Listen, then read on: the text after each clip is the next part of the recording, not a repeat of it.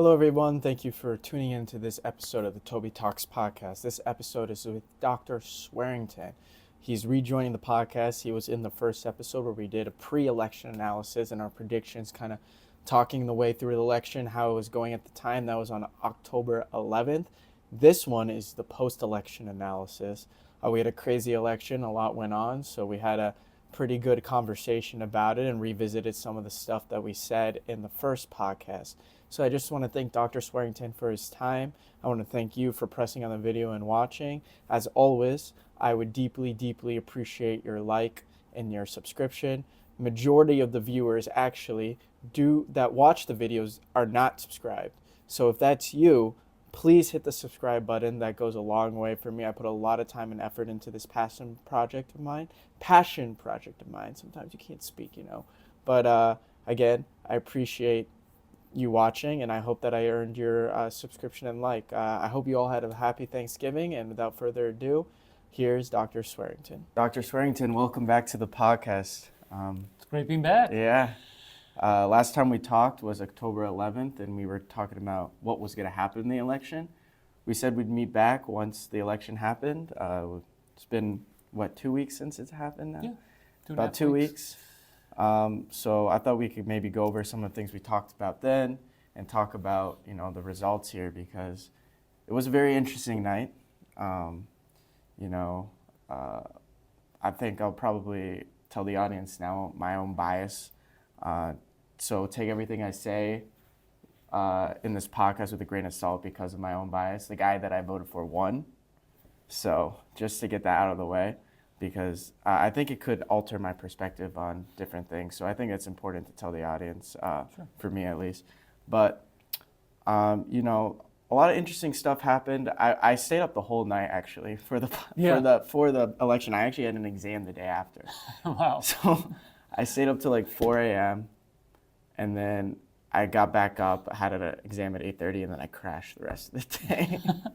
Yes. But yes. it was, it's an American holiday. Like being election night, and every year you're with your friends or your family and you're watching, and that's probably the most like cable news I've watched ever. Yeah. It's on those days because you're just on the screen. I flip from channel to channel, all the different legacy medias and the mainstream media places, just to see what everyone's saying, because some places call it earlier than others, so that's also another interesting thing to see. Yeah. But let's just start off with maybe some of your thoughts of going into the night.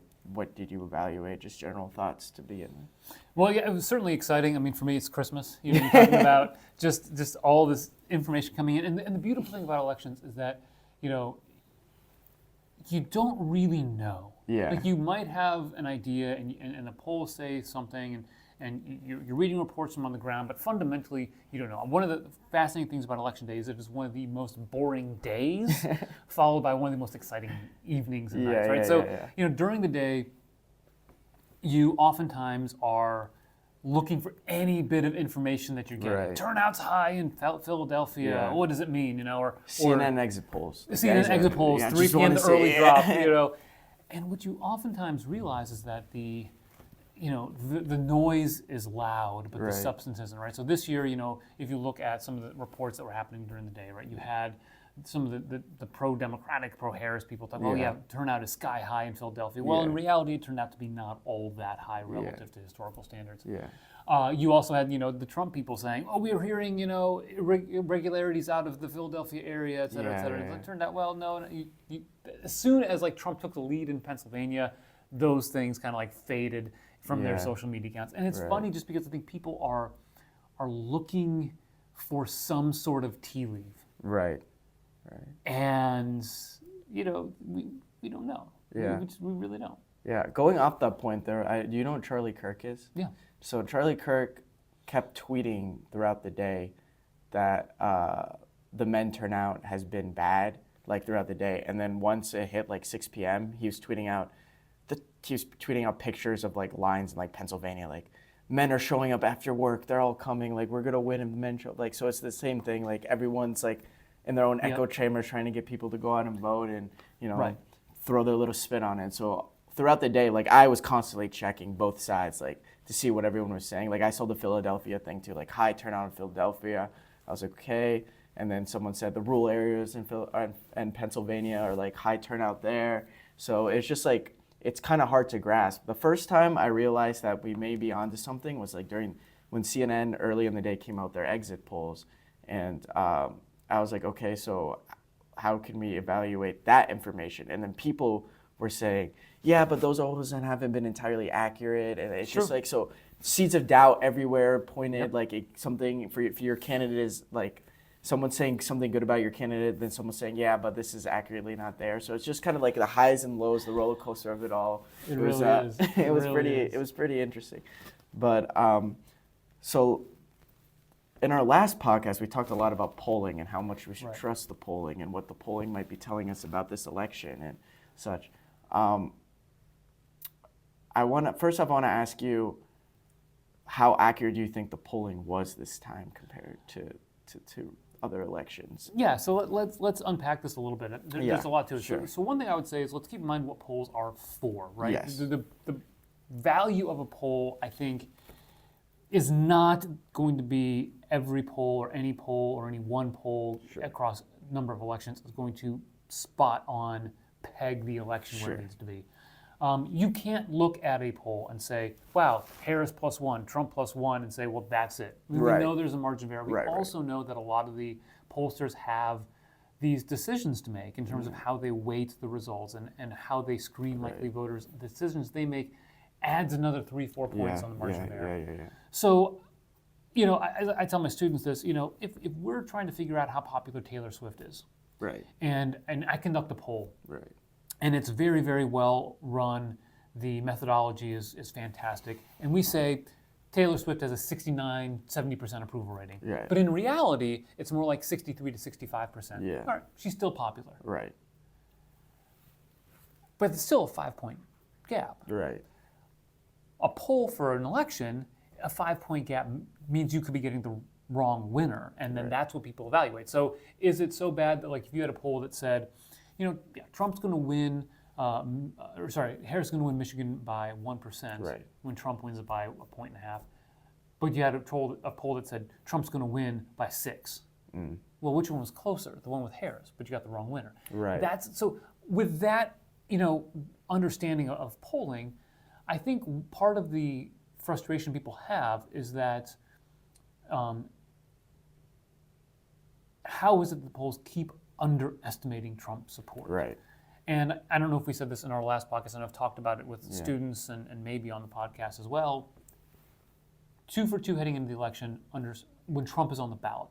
When Trump wasn't on the ballot 2022, the polling was spot on. And it underestimated Democrat support, in 2022. A little bit. Because everyone was talking about this red wave coming in 2022, but it didn't come. But a lot of people were overreading history and they were overreading, various data points. Whereas the polling said, well, if we're looking at this, Republicans are not going to have that red wave that they've been talking about, or that you might expect given that it's a midterm election and Biden's unpopular. So there's a frustration with that, and I think there's a credibility standard that polling is going to have to address. But there were some polls that got it right. There were some polls that got it wrong. There was a Seltzer poll in Iowa that got it spectacularly wrong. When I saw that, that came out within the week of the election day. I was like, oh, and it was from a very highly reputable pollster. So I was like, how accurate is this poll? And it turned out to be really wrong. But so that was something that was something I was really, flabbergasted by, is this very accurate pollster that came out and had Trump losing Iowa, which I think he was up. I think he won it by how much? 13. It was a 16-point gap. I think that's what gives me a pause now with polling, because I feel like in 3 consecutive Trump elections, he's been underestimated by the polls. And then the other, kind of feeding into this next question, is that the markets, like poly market, we discussed that a little bit about that in our election, or in our podcast previous.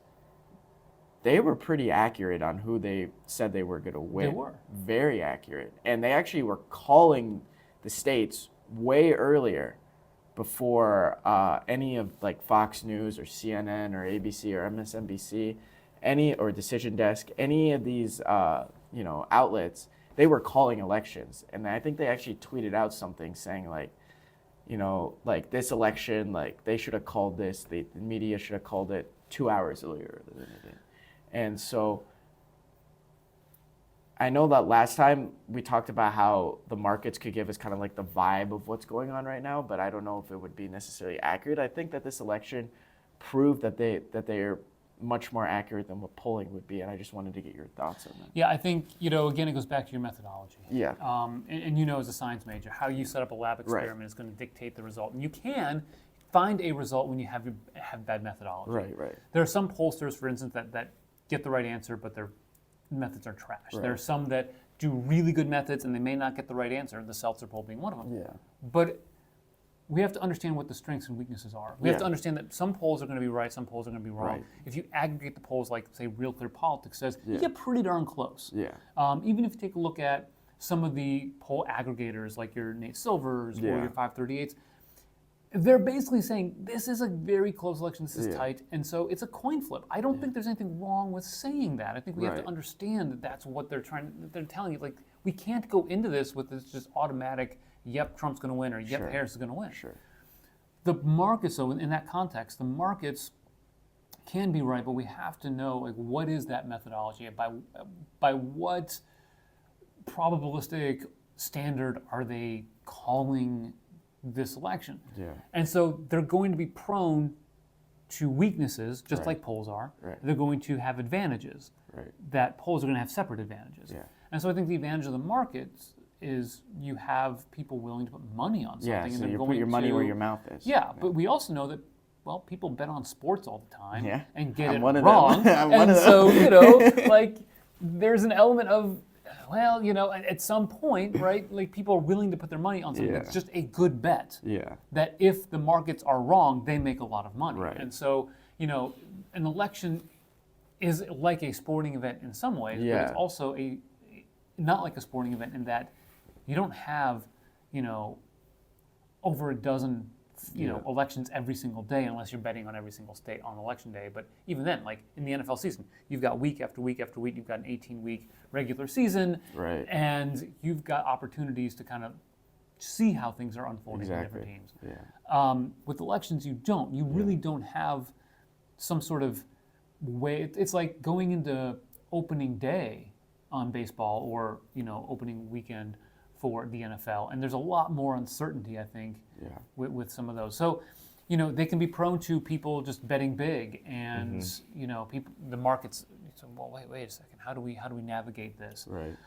So again, there are strengths and weaknesses. Right. What I would say, right, is if you're trying to be good at what you do, from like my perspective, right, from a casual observer, pick and choose, you'll probably be generally close enough, right? But if you're like digging into the weeds like I am, you want to use a more comprehensive approach. Sure. Like, I'm not going to look simply at polls. I'm not going to look simply at the markets. Right. Interestingly enough, I told myself heading into the election that my prediction was going to be based off of the political science models. So we don't use a lot of polling in them. We use maybe some, but usually it's outgoing or it's current president approval rating. And the political science models overall were split. But I told myself, usually if you look back at, certainly post-2000, just look at the median prediction and go with that.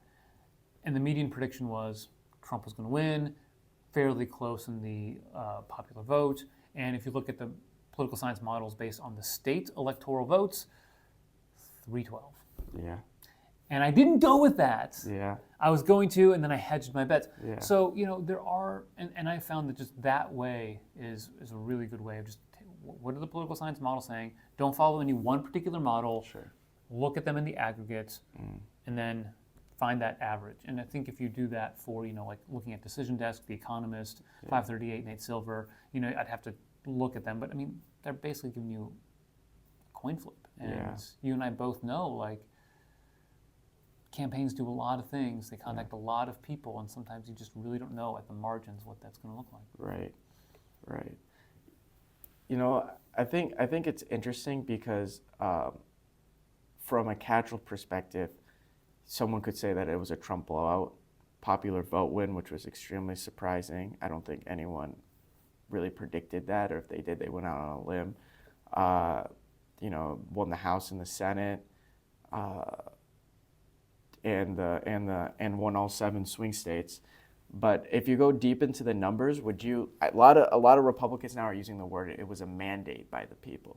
Yeah. Would you describe this election in that way, or would you say no, it was just still really close if you dig deep into it? So first of all, yeah, that's a great question, because I think a lot of people say, okay, this side won, therefore they mandate. And it doesn't work in our system of government like it would in, say, Great Britain, because there's no guarantee, of course, that you have full control of the government. Right.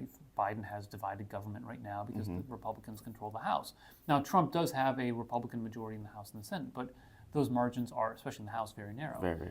And what we find is that in American political history, that mandate is very, very, very shallow. Like it's only as good as you can get a legislative coalition together. Right. And with I don't know, right now Republicans have 219, but they might be as high as 222. Yeah. But between 219 and 222 seats, you don't got a lot of wiggle room. Right. And in fact, 3 members are not going to be in the House for very long because of their positions within the Trump administration. They have to resign, or in the case of Gates, he already resigned.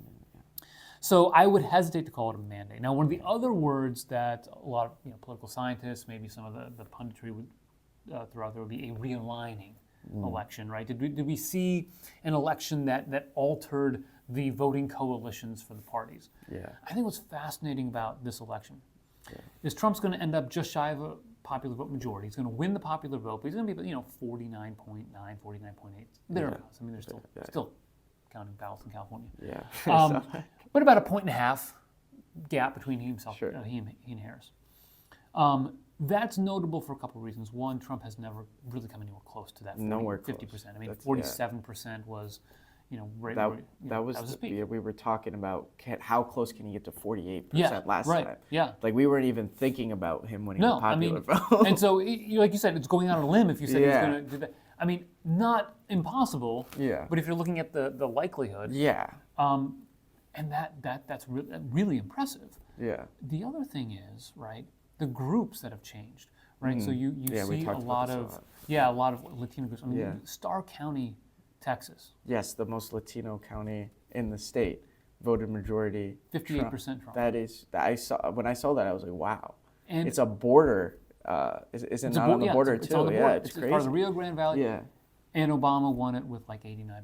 Yeah, that's a dynamic shift. Huge. Yeah. And so when we talk realignment, we're talking about that. You look at the shift in some of those counties.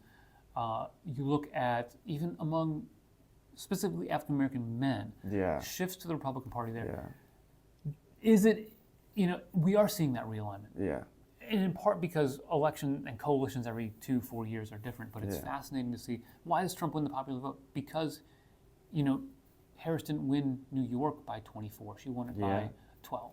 Every state shifted to the right. California, New York, all these deep blue states shifted right. Even though she still won them, it was still significant shifts right. California, New Jersey, New York, Illinois, all those states. So that was very interesting to see.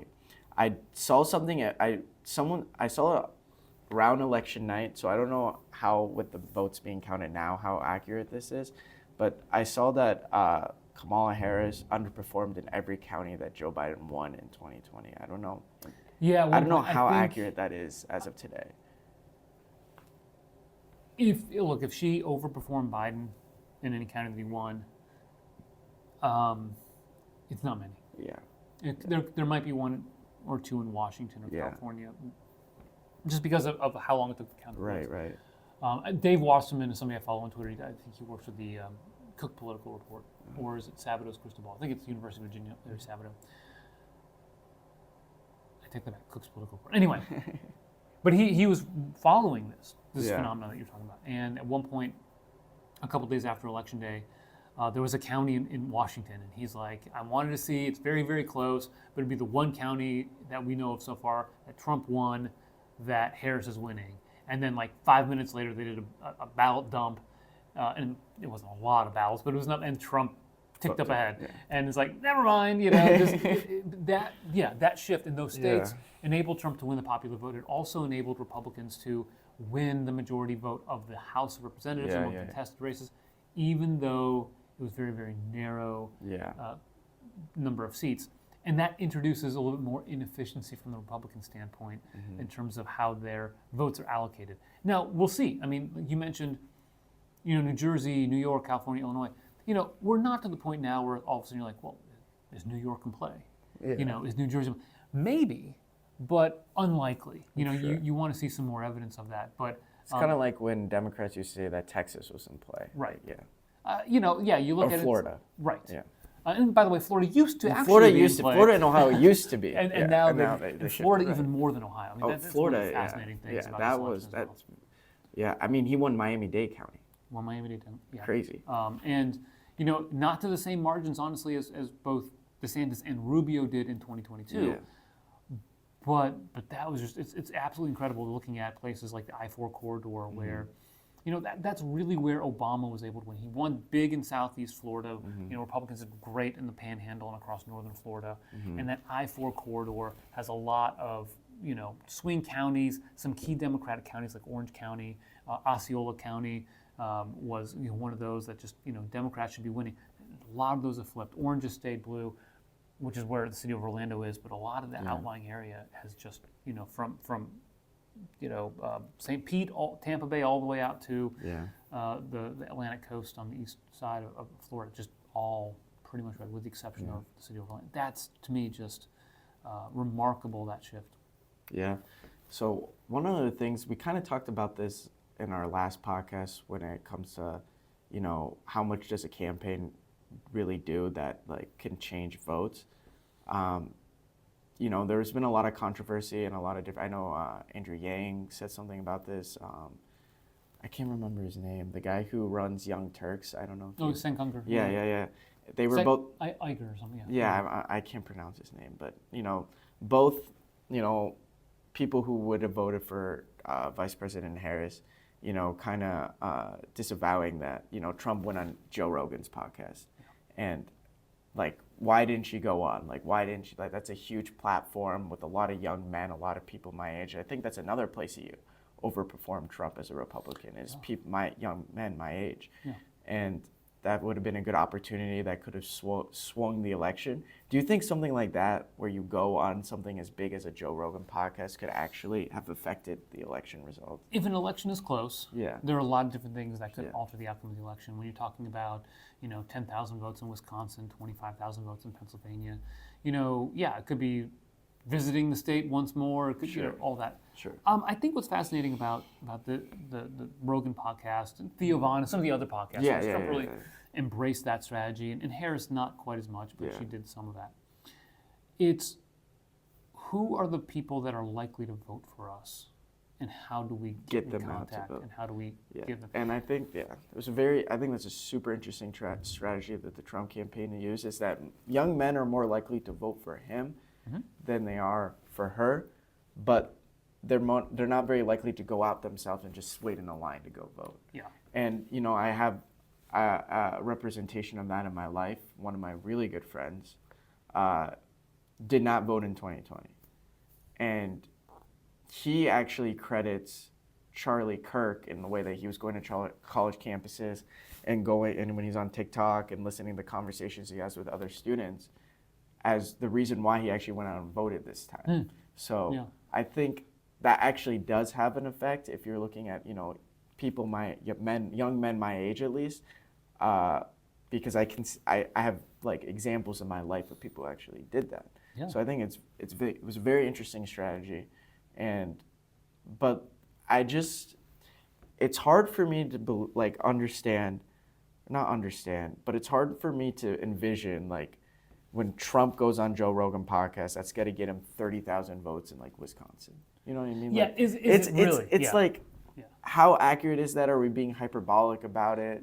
Absolutely. I mean, the role of a campaign is to really kind of give that push, that nudge to people to get out to vote. It's also designed to remind people why they were going to vote for you in the first place, right?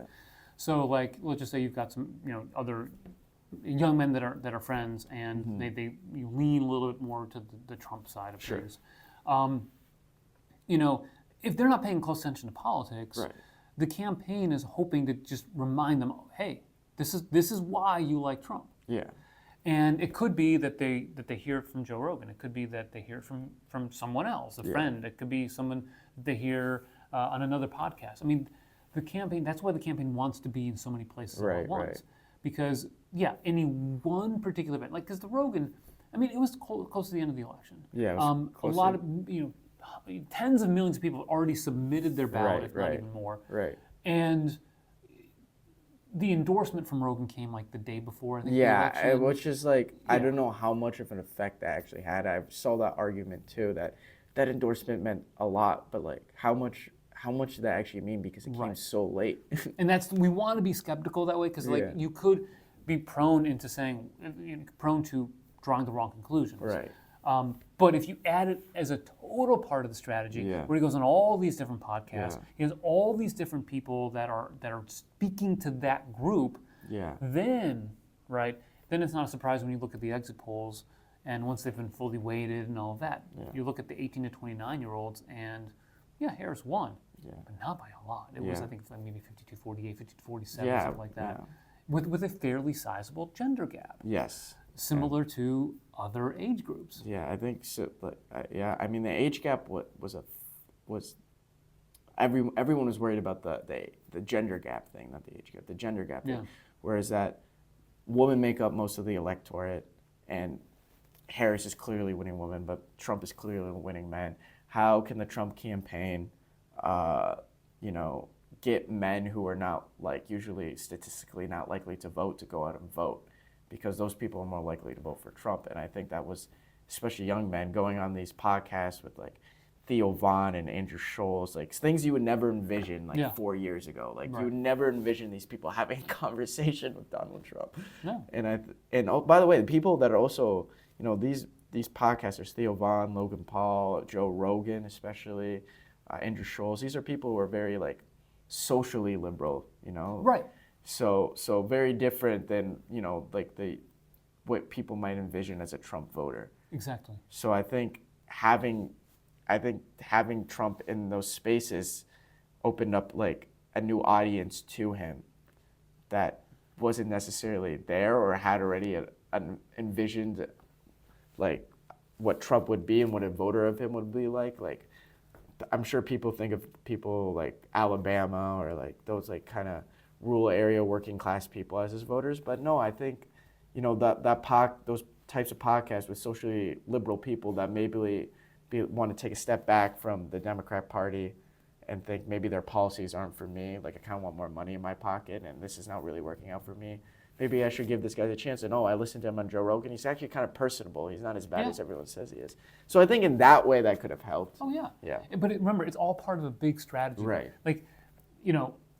Rogan was a Sanders supporter, a while ago.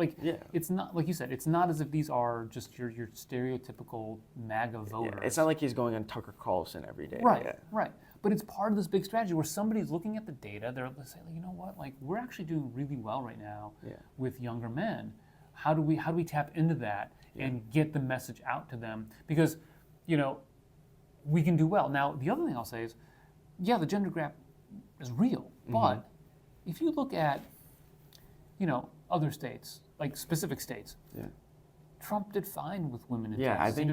I think he overperformed a lot of the polling. He won women in Texas. He won women in Florida. So it's not let's just break it out by gender. Let's break it out by race. Let's break it out. Yeah. When you think about it, it's he may get just absolutely trounced by women in Brooklyn. Yeah. Or in the Bay Area. Yeah, but there was nothing really he could do about that anyway. And the campaign is going okay. Yeah. That's fine. Now, their votes count. They're part of the electorate, but they're not part of the electorate that the campaign, and either of the campaigns, really saying we have to do X, Y, and Z. But Trump, the fascinating thing is Trump, and people in the Republican Party have been saying this for a long time. You look at Latino voters, you look at African American voters, especially African American men. Yeah. They tend to be socially conservative. More so. They're not going to be conservative compared to like evangelicals, but they're going to be more conservative than the average person. They can't get behind some of the things that a college student that goes to NYU would be fine. And so, it's like, how do you get that light bulb to, like, how do you communicate with them? And for a long time, the Republican Party's like, oh, no, we don't want to do this. Yeah. And their post-mortem after 2012. Yeah. You need to do better with young voters. You need to do better with racial and ethnic minorities. Yeah. And people are like, okay, yeah, let's do that. But we can't have Trump. Yeah. Well, you might be saying, now,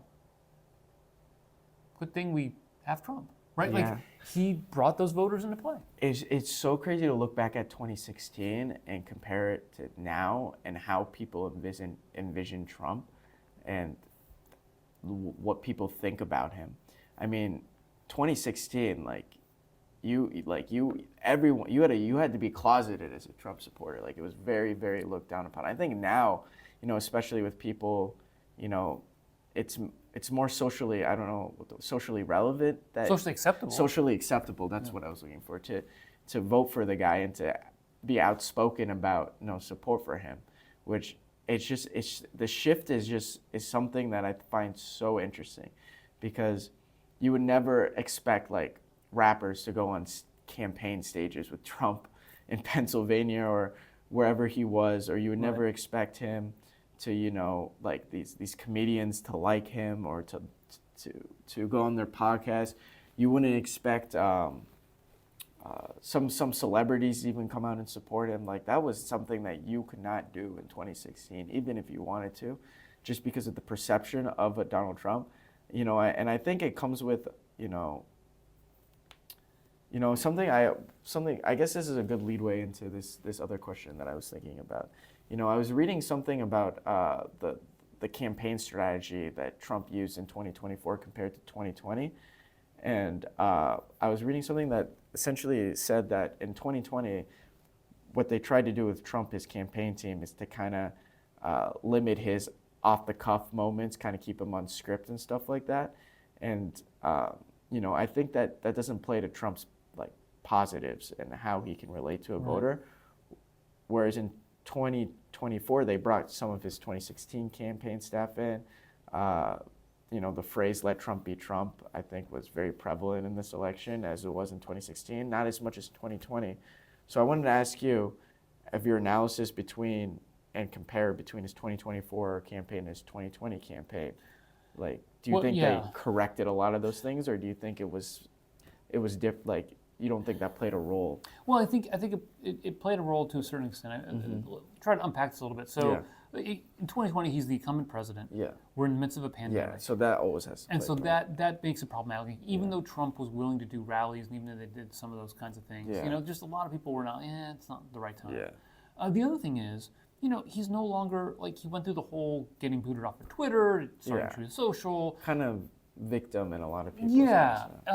He also, by not being the incumbent president, was able to talk about the things that he did well. Right.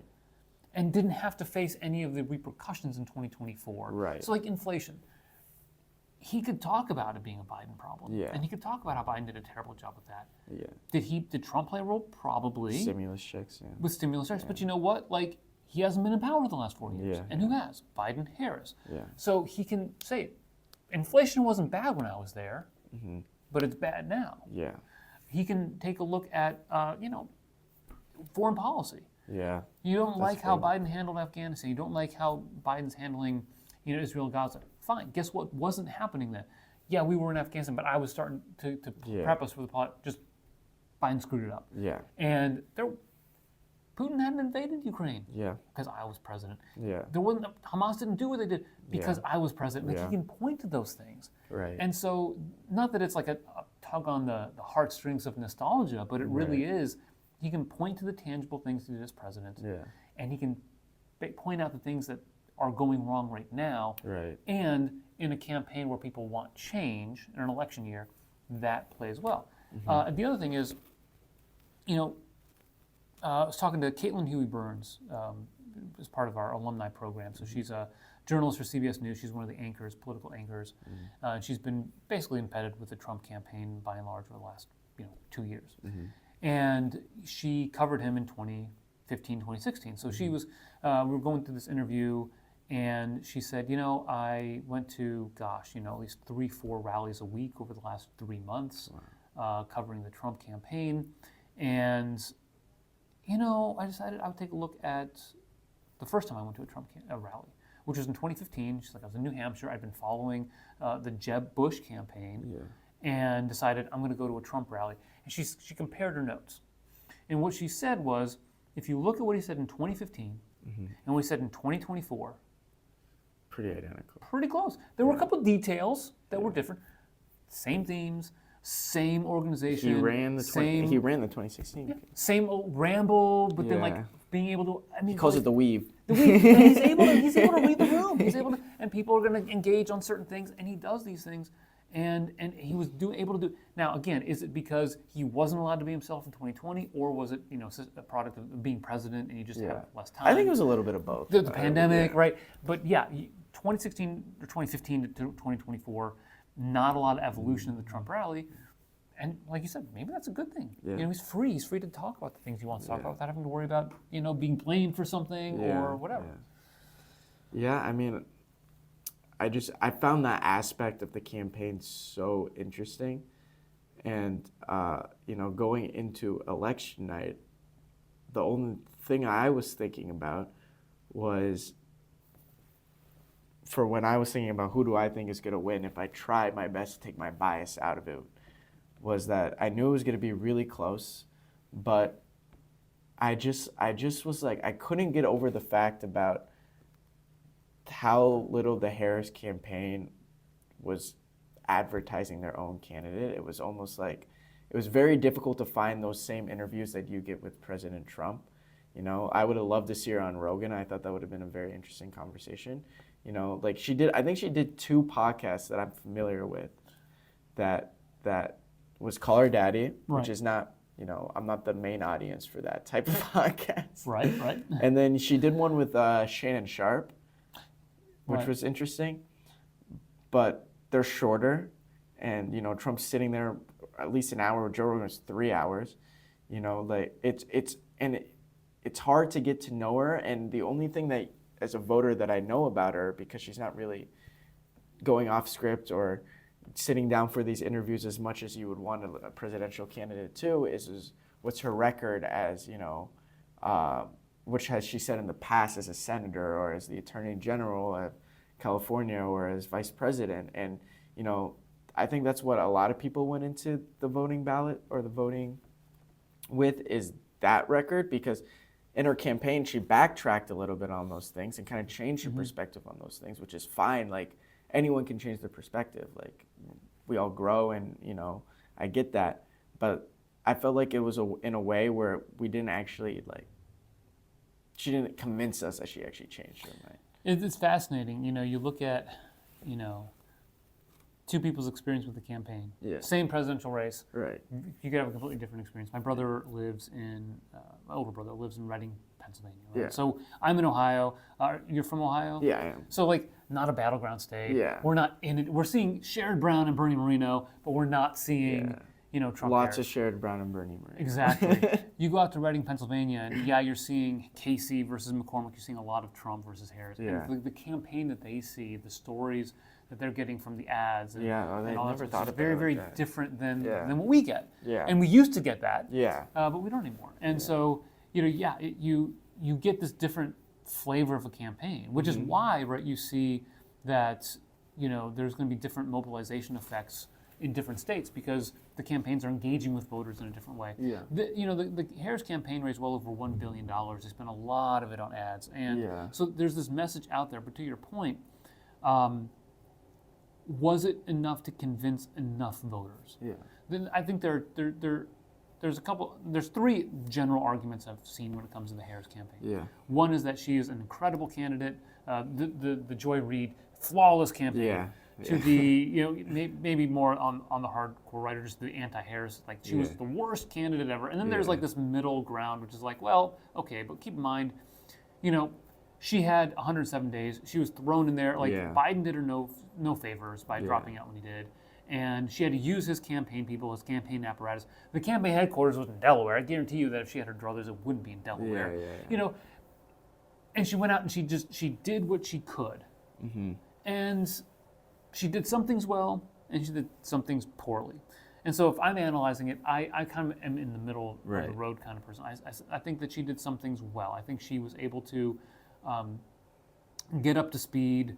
She was able to raise a lot of money. She was able to tap into a lot of the typical Democratic constituencies that she needed to, at least at a base level. Yeah. But the drawbacks to what you said, she didn't go off script. She looked like everything was very prepackaged. Yeah. She, disavowed pretty much everything she said in 2019 when she first ran, but said her values haven't changed. Yeah.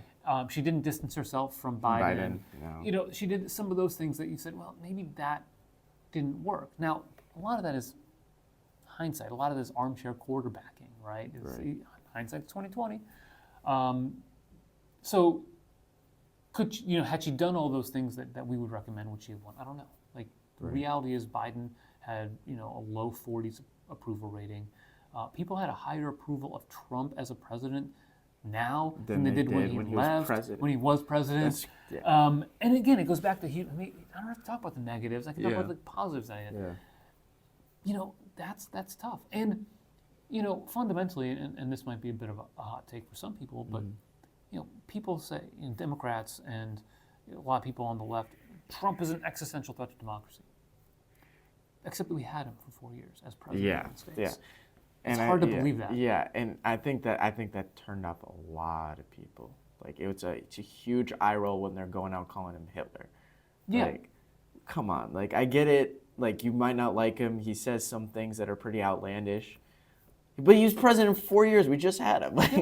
And oh, by the way, you called Reagan Hitler. You called Bush Hitler. You called Bush Hitler. You called Trump Hitler the first time around. Yeah. It's like. Yeah, I just like it's so threat to democracy, all that. I just like I think that's the part when they went off on that tangent, her and everyone part of that campaign or people representing the Harris campaign. I think that was the wrong approach to have, especially when you're trying to tell the voters that you're the uniting candidate. You know what I mean? Yeah, and I think there's also this irony of.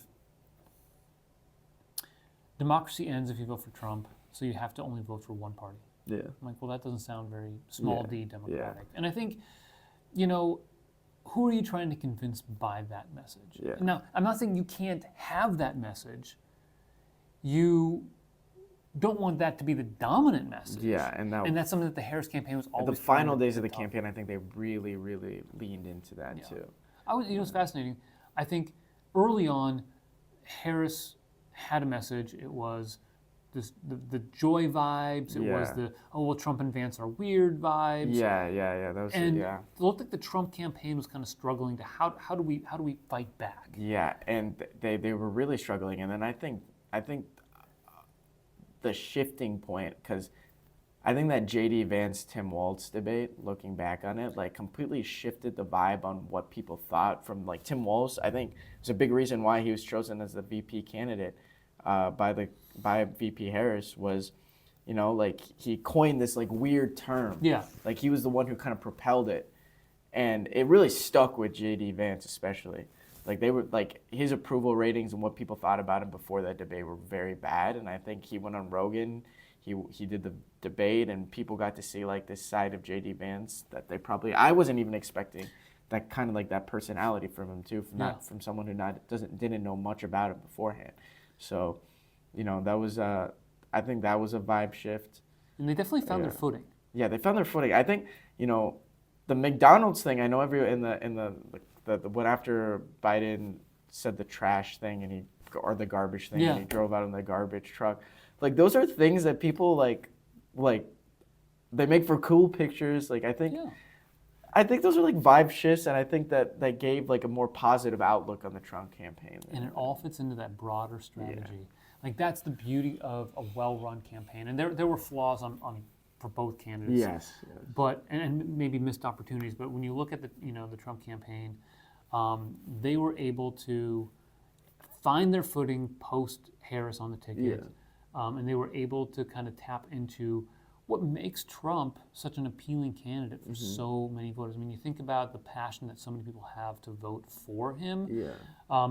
Maybe rivaled by passion that a lot of people have to vote against him.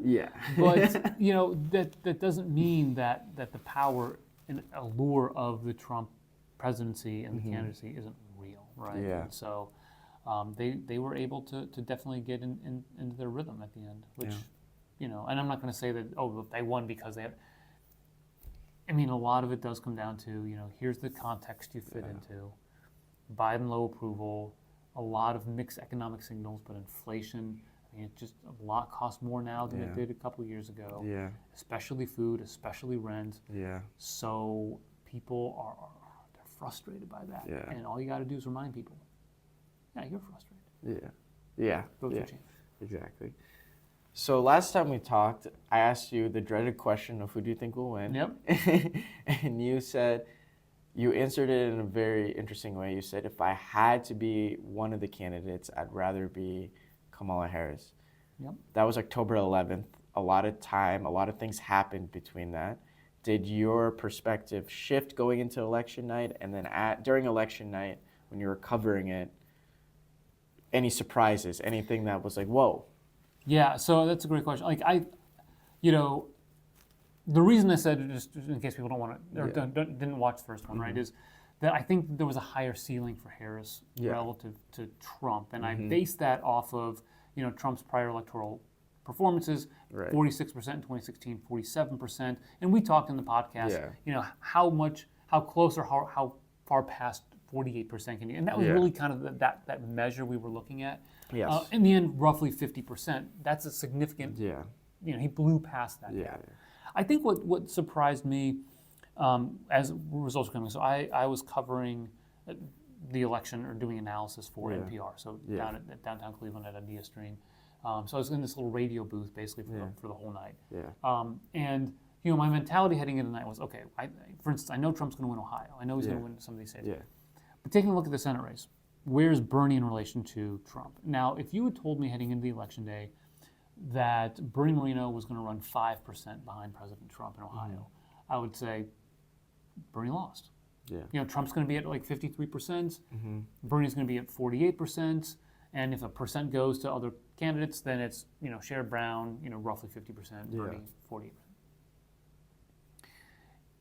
But then, right, as the next election night wears on, right, and we're watching this Ohio Senate race, what you realize is that Trump is just flat out doing a couple percent better than like what that 48 national threshold, that 53, 54% Ohio, expectation was drifting upward.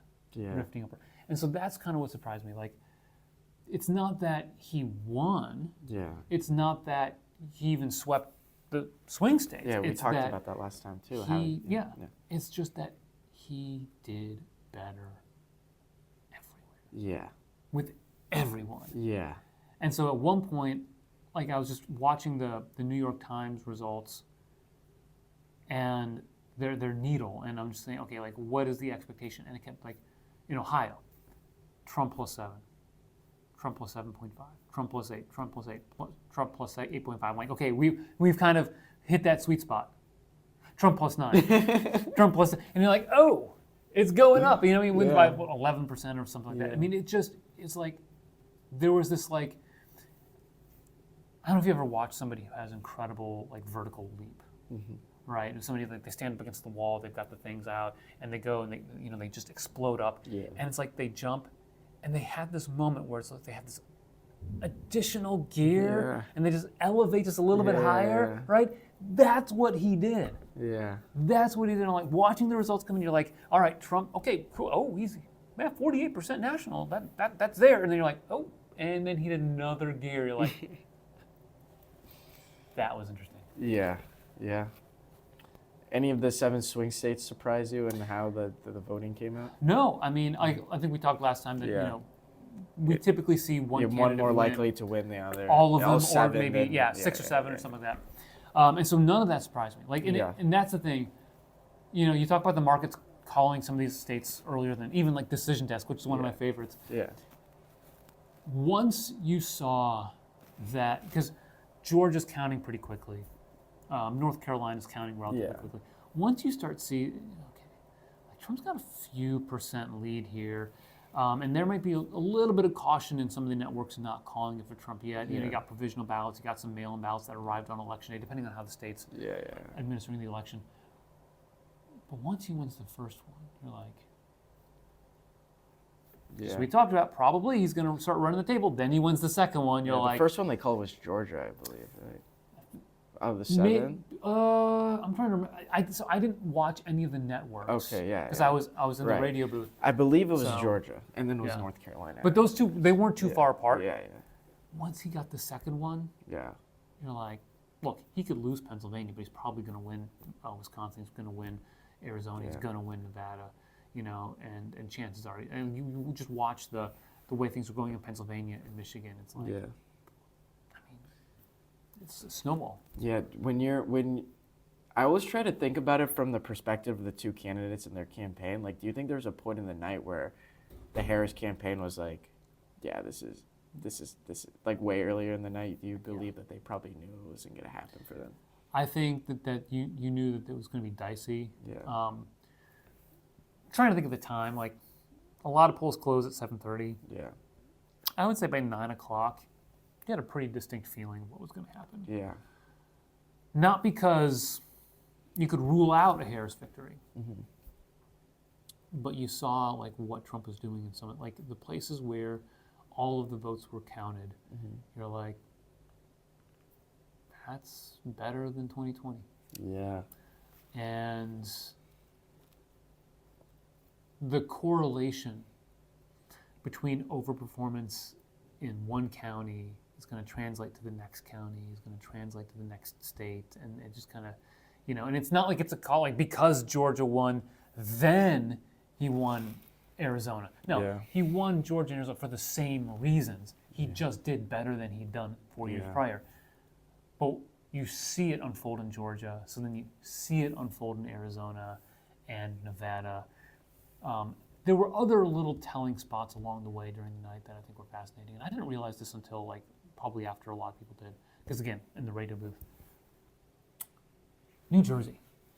Right? Like, yeah, New Jersey was close. They're not calling it. Like I get home, I'm at the studio till midnight. I get home at like 12:30 and I'm like, wait a second. I'm like looking at the electoral vote and I'm like, Harris seems a little low. Yeah. I'm like, wait, they haven't called New Jersey? Yeah, that was something. I mean, Virginia too. Like Virginia, there was a point like I was watching Fox News and Sean Hannity comes on and he's like, I just got a text from the governor of Virginia. He said, hang on tight, because like it was super close. And I was like, is he gonna win Virginia? Is he gonna flip Virginia? And no, but it was close. But it was close. Very close. So, because there was a lot of talk because he did very late rallies in like New Mexico and Virginia, and then J.D. Vance went to New Hampshire. So it was like, oh, is this like kind of like a sign of confidence for them? Like, what is their internal polling saying? So I thought that was interesting. Yeah, I actually read that he went to Madison Square Garden. He went to New Mexico, just kind of like he wanted to, and they're like, yeah, like what becomes Joe? If he wants to go to New Mexico, let him go to New Mexico. Like, what's the worst that happens? Like, I mean, like that's their attitude. And to your so like funny. earlier point, it's like. Yeah. That's just what he wanted to do. Let him do it. I mean, like, the Madison Square, I mean, we were just kind of talking about that kind of rhetoric coming out of the Harris campaign. We're talking about, some of the things that they were kind of calling him a threat to democracy. I mean, they really went full on into that during the Nazi, they called it a Nazi rally, the one comedian, poor guy. Like, I saw a clip of Joe Rogan talking about it. He was like, the person who was rooting for him most to win was Tony Hinchcliffe. I think that's his name, the comedian. Because if he did not win, they would have blamed it on him. I mean, yeah, and then that's a whole thing. So that it's just like a bunch of different things kind of throughout different like small little stories all going into this one huge plot, which I find like super fascinating. You said it kind of reminds you of like a sports event. It 100% reminds me. It reminds me like a boxing match. Yeah. Like two of these people going at it, like throwing shots at each other, kind of like the pre-fight. You know what I mean? So it was super interesting. Get time for one more question. One more. One more. One more. Okay, we'll do it. All right. The Democrat Party. They lost. They lost the Senate, the House, and the popular vote. Do you think there's a lot of people saying this is who to blame, like Bernie Sanders coming out saying they need to get back in line with the working class. Right. Bill Clinton's coming out saying they need to chill out with the woke agenda stuff. Where do you think they go from here? So a lot of it's going to depend on how Trump governs. Yeah. But I'll say this. Yeah. History is full of people writing obituaries for political parties, only Yeah. to find out that those political parties are not yet dead, right? Right. The obituaries for the Republican Party after 2008. Think 2008.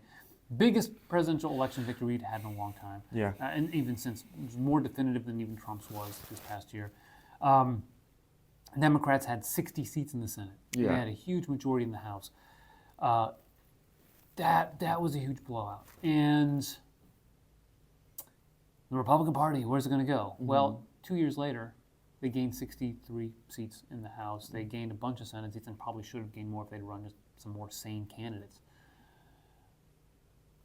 The Democratic Party does not have to fundamentally rethink its existence, Right. what it is, what it stands for. I think the Democratic Party needs to, work on how it communicates with voters, key constituent groups.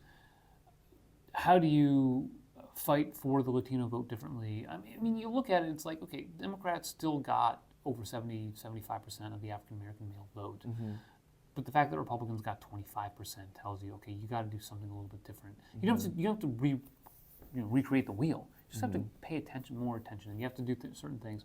And so it could be a combination of all the things you hear, all the different bits of advice from people, from former presidents to current politicians to party people to activists, all the things you hear.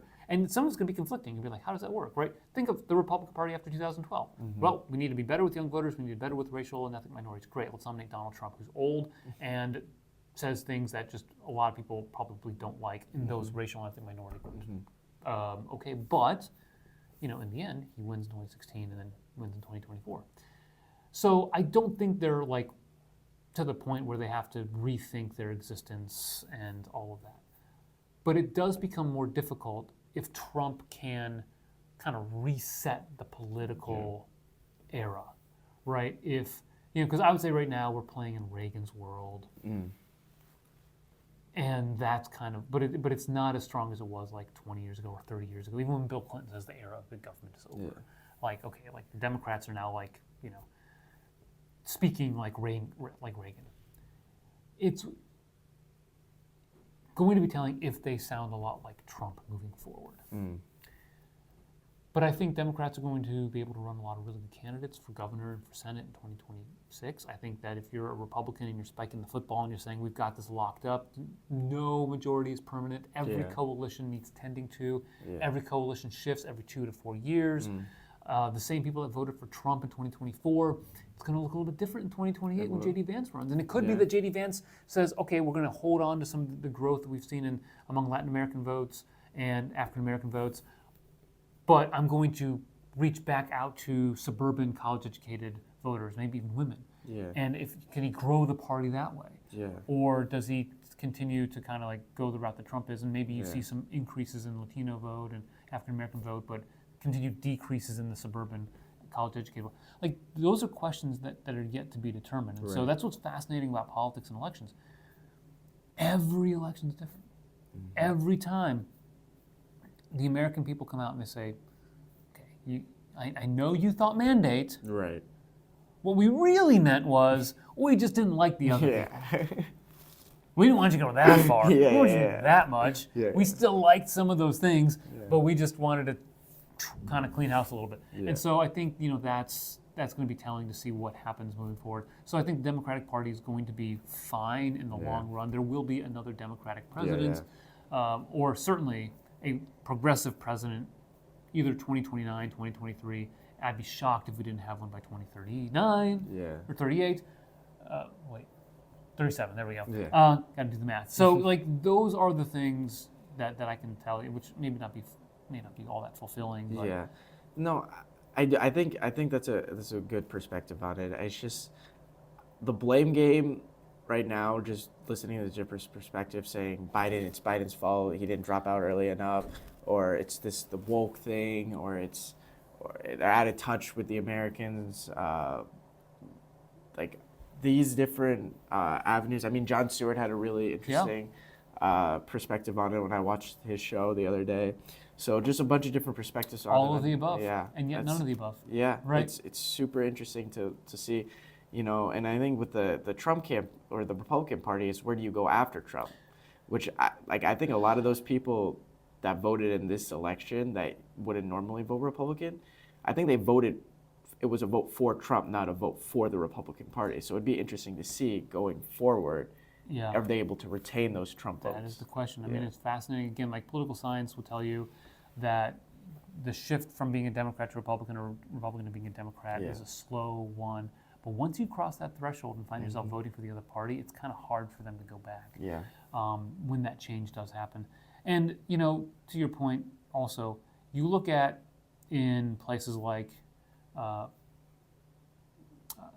Nevada, Arizona, Texas, there are a lot of races where people voted for Trump and then just left the rest of the ballot blank. Yeah. So if you're thinking from a Republican standpoint, there are warning signs for 2026 just on the basis of there were a lot of people who came out, they voted for Trump. They may be Republican, they may turn out in 2028, that may not turn out in 2026. Yeah. And a lot of them just didn't vote for the other Republicans down ballot. And if you take a look at the numbers across some of these, and this is my last point, a lot of the close Senate races, the Democratic candidate was very, very close, just a little bit below where Harris was in terms of total votes.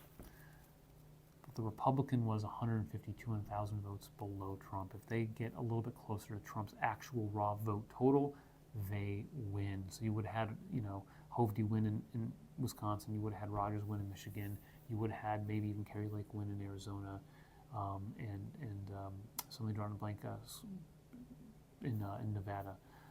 But yeah, it would have been, not 53, could have been closer to 55, 56, 57. And so that's, I think, that where the Republican Party needs to move forward is making sure that some of those voters aren't dropping off the ballot beyond president or spoiling, just voting for Trump and then voting Libertarian or something else in other races.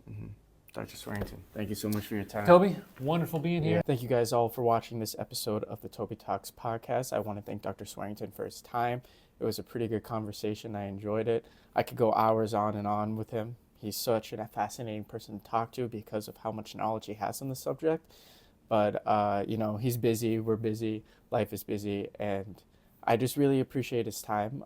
As always, if you could like and subscribe, I would greatly, greatly appreciate that. And we're going to winter break, so a little bit more time to put in the podcast, have a few different guests on, so I'm excited for that. Other than that, if you have finals, good luck on those, and I will see you guys in the next edition. Peace.